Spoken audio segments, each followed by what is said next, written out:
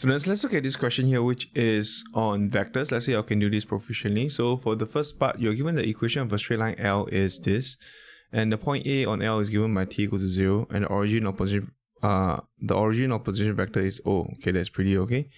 Calculate the acute angle between OA and the line L, giving your answer correct to the nearest degree. Okay, I think that's pretty okay. This is a pretty sort of like a giveaway mark. So usually what I would encourage students to do is just to draw out the line here. So I have a point 1, 2, 3 on the line, which is this part here.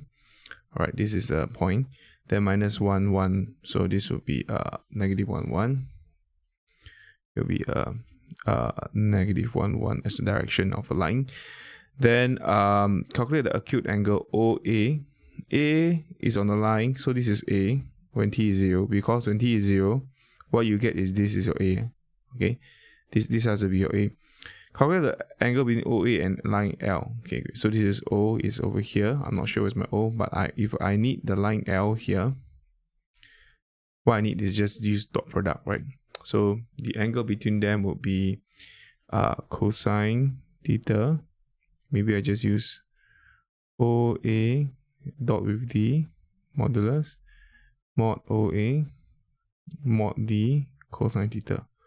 That's what I need to do. I basically need to find out what is the angle, use dot product. I think this is a pretty giveaway mark as well. Just make sure that you don't have careless mistake.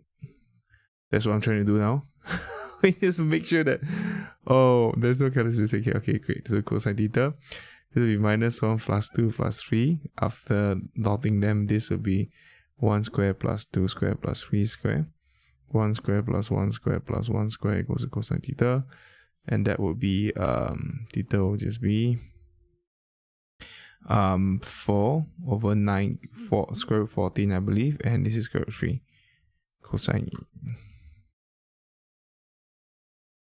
Okay, so key calculator, check what you get.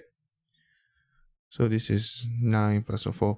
So cosine inverse 4 square root 14 times 3. 51.887. So 51.8. 51.9 degrees, 1 dB. Okay, that's how I do this question here. Let's look at the second one.